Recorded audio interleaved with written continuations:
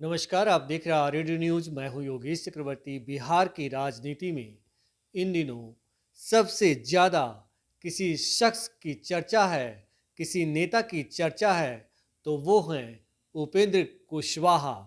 यूं कहें, उपेंद्र कुशवाहा बिहार की राजनीति के केंद्र में हैं और तमाम दल उन्हीं को सवालों पर जवाब ढूंढ रहे हैं कि आखिर उपेंद्र कुशवाहा जेडीयू में किस तरह का हिस्सा चाहते हैं। और यही जानने के लिए हम आए हैं स्वतंत्र पत्रकार हेमंत कुमार जी के पास, जो बिहार के कई प्रतिष्ठित अखबारों में वरिष्ठ जो है पत्रकार के तौर पर काम कर चुके हैं। फिलहाल वे स्वतंत्र पत्रकारिता कर रहे हैं। तो आइए उनसे जानते हैं कि वो उपेंद्र कुशवाहा के बारे में क्या सोचते हैं। उपेंद्र कुशवाहा जिस हिस्से की बात कर रहे हैं उसके बारे में क्या सोचते हैं। हेमंत जी, आपका हमारे चैनल रैड नेटवर्क में बहुत स्वागत है। धन्यवाद दिवस जी। सर, ये बताइए कि जिस तरह से उपेंद्र कुशवाहा कह रहे हैं कि वाह बड़े भाई, ऐसे अब कोई ऐसे, कैसे जी जी जी, ऐसे कोई कैसे चला जाता है? हाँ, छोटे भाई को तो फिर मतलब हत्या ही हो जाएगी। हम्म। तो क्या, किस तरह का वो हिस्सा की बात कर रहे हैं? देखिए, ये उपेंद्र कुशवाहा इस बार कुछ दूसरी प्लानिंग के तहत काम कर रहे हैं, क्योंकि पाला बदलने का जहाँ तक सवाल है वो तो बदलते रहे हैं। उनका पूरा क्रेडेंशियल उनका ये है कि पिछले 15 सालों में वो 7 बार पाला बदल चुके हैं, 2 बार पार्टी भी बना चुके हैं, तो आना जाना उनका लगा रहता है। लेकिन इस बार जो नीतीश कुमार के साथ जो उनकी बातचीत हो रही है और दोनों तरफ से जो जवाब सवाल हो रहा है, तो वो बहुत ही रोचक है। और अभी जो उन्होंने कहा है कि ऐसे कैसे चले जाएंगे बड़े भाई, ऐसे अगर कोई बड़ा भाई किसी छोटे भाई को बेदखल करेगा तब तो बाप दादा की संपत्ति से बेदखल हो जाएगा आदमी। तो यह कहने का मकसद यह है कि वो उनको पता है कि इस बार अगर हम अ, ऐसे ही चले जाएंगे, पार्टी छोड़ देंगे, तो फिर हमारी राजनीतिक हत्या हो जाएगी, राजनीतिक रूप से वो ख़त्म हो जाएंगे। तो वो चाहते हैं कि हमको पार्टी से निकाला जाए। जी जी। हिस्सा जो कह रहे हैं मांगने की बात, तो कहने का मतलब कि नीतीश कुमार से वो कन्फ्रंटेशन जारी रखना चाहते हैं।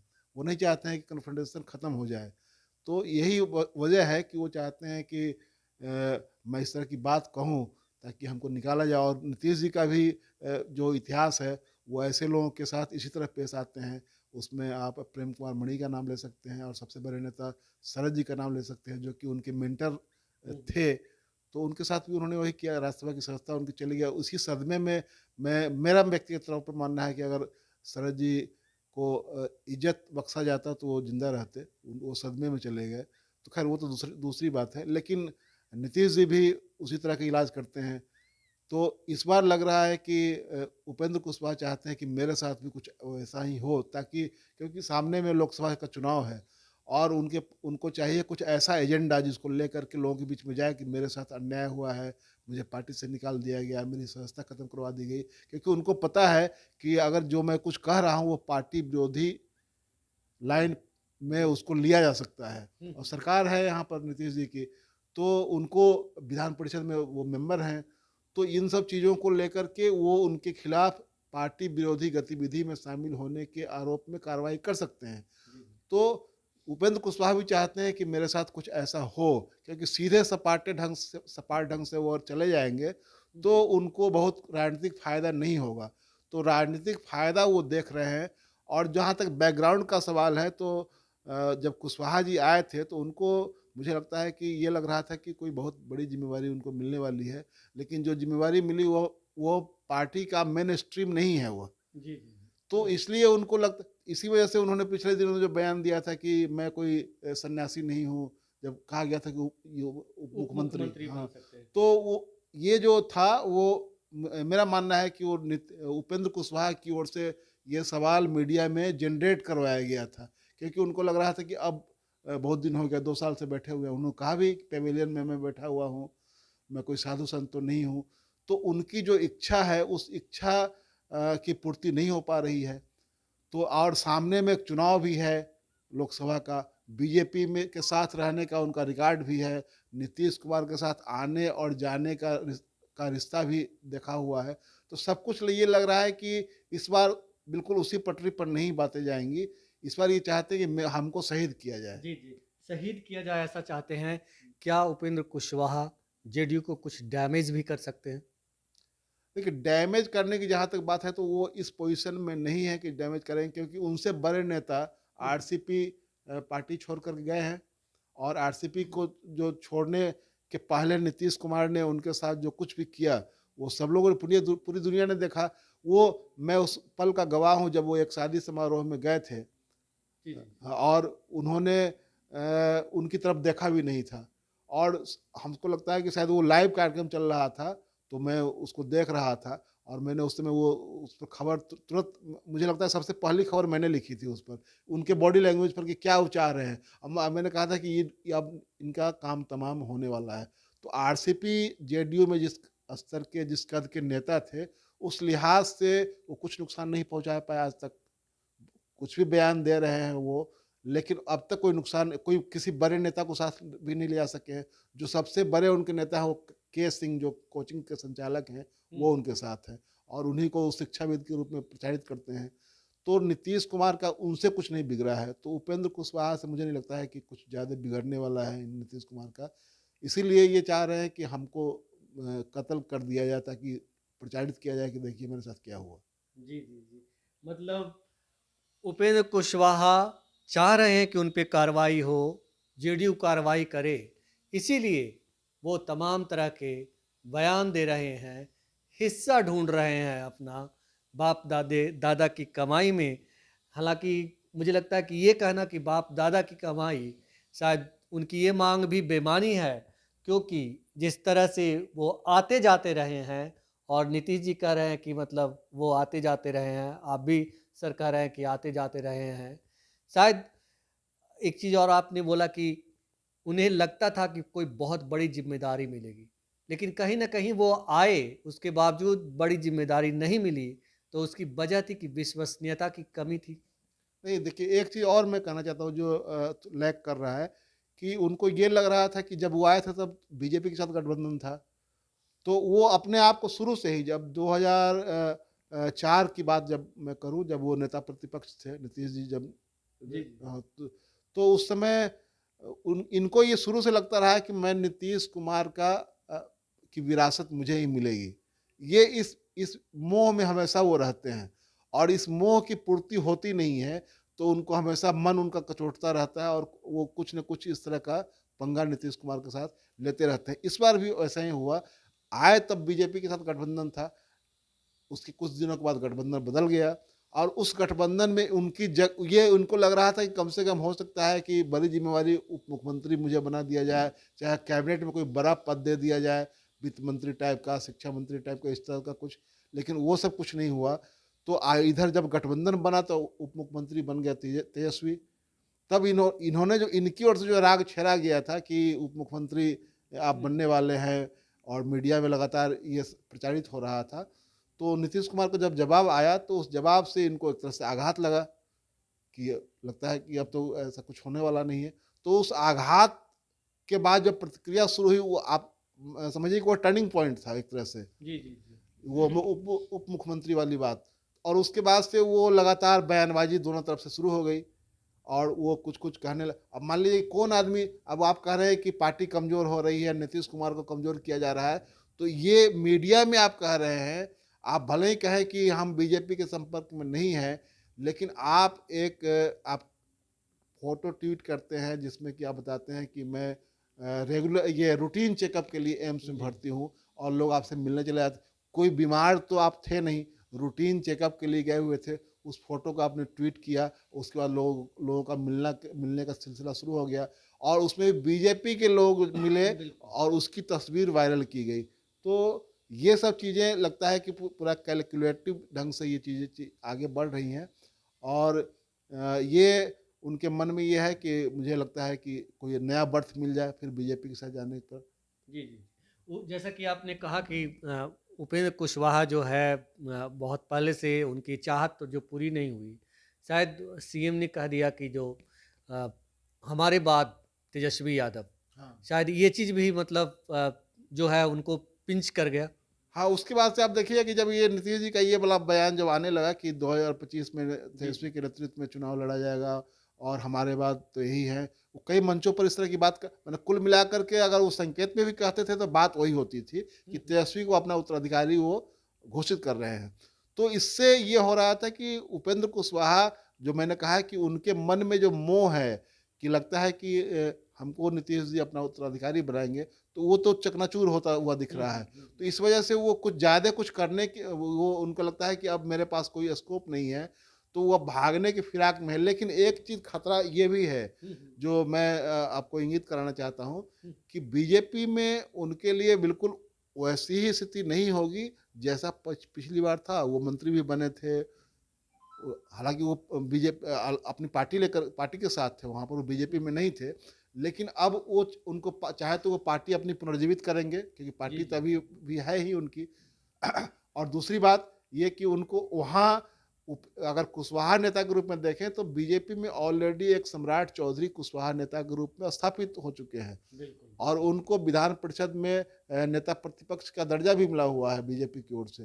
तो कुल मिलाकर ये है कि वहाँ पर कुशवाहा नेता के रूप में बीजेपी को ज़्यादा सम्राट चौधरी सूट करते हैं, जो कि मैं कहूँ कि वो थोड़ा रफियन टाइप के हैं, नेता हैं। यानी कि जिसको कहते हैं कि वो जो उनकी भाषा है वो थोड़ा रॉडी टाइप की भाषा है, तो उससे ये वो बीजेपी को सूट करता है। इतना सॉफ्ट स्पोकन आदमी बीजेपी को बहुत ज़्यादा सूट नहीं करता है और ख़ास करके अगर ज़्यादा 2-3 लोगों में चुनना होगा तो सम्राट चौधरी ही उनके लिए बीजेपी के लिए ज़्यादा। वहाँ भी विश्वसनीयता की ही बात आ जाएगी। बिल्कुल, वहाँ भी विश्वसनीयता का सवाल है। दूसरा ये कि सम्राट चौधरी एक वहाँ कुशवाहा नेता के रूप में स्थापित हैं, तो इनके लिए बहुत स्कोप वहाँ नहीं है।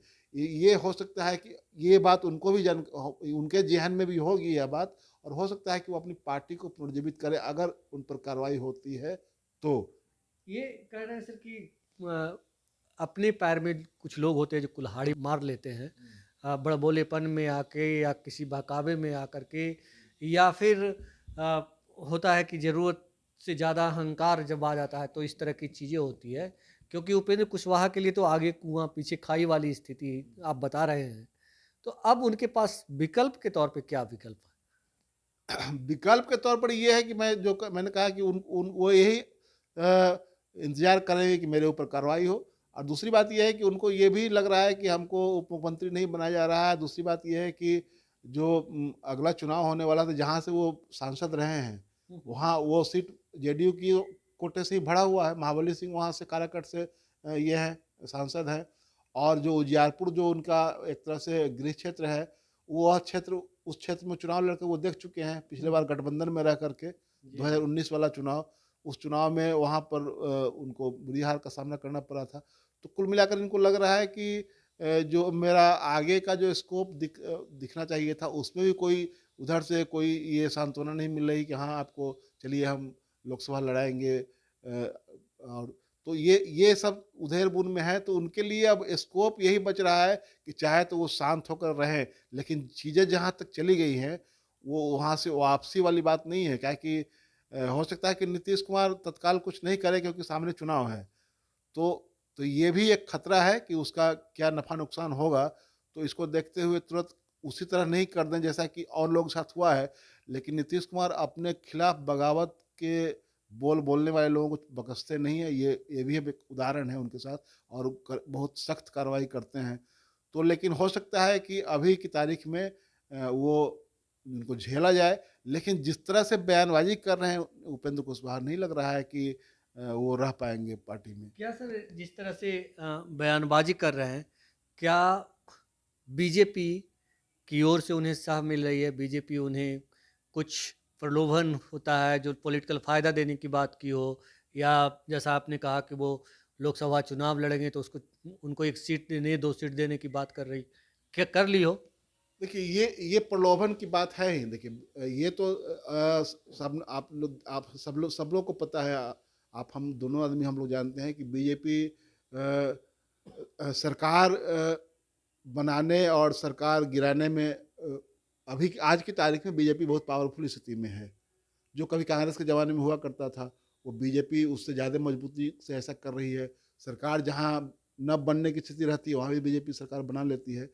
तो आप देखिए कि बिहार में गठबंधन बदलने के बाद नीतीश जी जब इधर आ गए, तो उसके पहले ही दिन से मीडिया का एक बड़ा हिस्सा जो है वो सरकार के की उल्टी गिनती शुरू कर दिया। जी, जी, बिल्कुल। अमूमन ऐसा होता नहीं है, लेकिन वह मीडिया में के एक ऐसा हिस्सा है जिसका अपना एक सोशल कमिटमेंट है, और उस कमिटमेंट के तहत वो पत्रकारिता की जगह पर दूसरा काम शुरू कर देता है, और वह इसी वजह से लगातार वो सरकार की उल्टी गिनती कर रहा है, और उसमें बीजेपी की तरफ से भी आप देखें कि लगातार ये चीज़ें सामने आती रही है कि किसी न किसी को एक तरह से जिसे कहते हैं ना मुख्य अतिथि बना करके सामने लाना। जी, जी। तो उसमें उपेंद्र कुशवाहा आज की तारीख में मुख्य अतिथि के रूप में सामने है। कुछ दिनों पहले सुधाकर थे, सुधाकर अभी पृष्ठभूमि में चले गए हुए हैं। आज की तारीख में उपेंद्र कुशवाहा सामने फोरफ्रंट पर हैं, और मुझे लगता है कि ये आज ये जो जंक्चर है उसमें ये चीज़ें हो सकता है कि पूरी तरह नए पुराने पैटर्न पर रिपीट नहीं हो, लेकिन इसमें है कि उपेंद्र कुशवाहा के लिए अब बहुत मुश्किल घड़ी है यहाँ बने रहना। सर्वाइव करना, जी। हाँ, नीतीश कुमार हो सकता है कि इनको झेलें कुछ दिन तक, लेकिन उपेंद्र कुशवाहा जिस रास्ते पर जा रहे हैं, ये रास्ता यहाँ बने रहने का रास्ता नहीं है। सर, आखिरी सवाल, उपेंद्र कुशवाहा क्या जिस तरह से आए थे, कितने विधायक, कितने सांसद और फिर जो भी कार्यकर्ता लेकर आए हों, मौजूदा दौर में जब वो बाहर जाएँगे, तो क्या लेके जाएँगे? कुछ लेकर भी कुछ नहीं आए थे, हुँ, हुँ। और कुछ दे करके भी नहीं जाने वाले हैं। इसलिए कि जब वो आए तो उनके पास कुछ नहीं था, न तो कोई एमपी था, न कोई एमएलए था। खुद आए तो एमएलसी बने। ये हुआ कि उनको ये लग रहा था कि अपने लोगों को कुछ पार्टी वार्टी में शामिल करवाएंगे, बड़ा ओहदा वगैरह दिलवाएंगे, तो भी नहीं। आज की तारीख में इनके साथ कोई बड़ा नेता भी नहीं है। जी, अगर जी। सिर्फ कुशवाहा नेता के रूप में भी अगर देख लिया जाए तो आज की तारीख में कोई बड़ा नेता इनके साथ नहीं है। उमेश कुशवाहा वहाँ बैठे हैं पहले उमेश से। कुशवाहा पहले से वहाँ बैठे हुए हैं। जी, जी। तो ये कुल मिलाकर के इनके सामने एक संकट है हुँ, हुँ। कि वो क्या करें। तो मुझे लग रहा है कि ये पार्टी बना करके पार्टी को रिवाइव कर लेंगे फिर से, और हो सकता है कि उसको लेकर के चले। इसी स्थिति में ये चीज़ें सामने दिख रही है। उसमें ज़्यादा ये है कि उनकी इच्छा है कि हमको निकाला जाए, जी, जी। क्योंकि इतना मुंह लड़ाने का मतलब है कि आप चीज़ों को समेटना नहीं चाह रहे हैं। चीज़ों को आप रायता फैलाना जिसको कहते हैं वो फैला रहे हैं। तो जब इतना रायता फैलाएंगे तो उसको समेट कोई ना कोई तो समेट ही देगा, चाहे आप समेटें चाहे नीतीश कुमार समेट दे उसको। बिल्कुल, बिल्कुल। उसमें एक चीज़ मैं बस समझा देता हूँ, जी, तो जी। फिर उस पर करें। जी। लालू यादव वाला उदाहरण मैं दे सकता हूँ कि पप्पू यादव को पर आज तक उन्होंने कोई कार्रवाई नहीं किया था। अच्छा, अच्छा। एमपी रहते हुए उन्होंने बगावत किया था उन्होंने, जी, लेकिन जी। कोई कार्रवाई नहीं किया। वो रह गए, लगातार रह गए, हुँ, हुँ। और अंत में चुनाव हारे वो। एक उदाहरण वो भी है लालू यादव का कि वो लालू यादव कार्रवाई नहीं करते हैं, वो छोड़ देते हैं लोगों को, चलो जो बोलना है बोलो। इनके साथ है कि करते हैं। तो नीतीश जी अगर चाहें तो छोड़ सकते हैं, उसके लिए कोई बड़ी बात नहीं है कि छोड़ दे, चलो कोई अपना रहो, बोल रहा है बोलते रहो। तो ये भी नीतीश जी के लिए फ़ायदा हो सकता है, क्योंकि सामने मैं बार बार कह रहा हूँ कि सामने चुनाव है। तो नीतीश जी भी नहीं चाहें कि इनको शहीद का दर्जा मिले, और ये नहीं चाहें कि हम अपने मन से निकल जाएं। हमसे बात करने के लिए आपका बहुत शुक्रिया सर। धन्यवाद। तो उपेंद्र कुशवाहा के लिए सचमुच बहुत ही मुश्किल घड़ी है। वो जो चाह रहे हैं वो उन्हें मिलेगा, ये नीतीश कुमार की कृपा पर निर्भर करता है। क्योंकि उपेंद्र कुशवाहा जब जेडीयू में आए थे तो कुछ नहीं थे, लेकिन अगर जेडीयू से निकलते हैं तो उनकी एमएलसी की सदस्यता जा सकती है। लेकिन जैसा कि हेमंत सर ने कहा कि ये मौका नीतीश जी शायद उपेंद्र कुशवाहा को नहीं दें, क्योंकि आने वाले दिनों में जब चुनाव होंगे तो वो भुनाने का काम करेंगे। इसीलिए वो शहीद का दर्जा जो है उपेंद्र कुशवाहा को नहीं मिलने देंगे। कुल मिलाकर उपेंद्र कुशवाहा की स्थिति एक ऐसे नेता की हो गई है जो इतने सालों तक राजनीति करने के बावजूद फिर से अपनी वजूद की तलाश कर रहा है। योगेश चक्रवर्ती, आरएडी न्यूज़, पटना।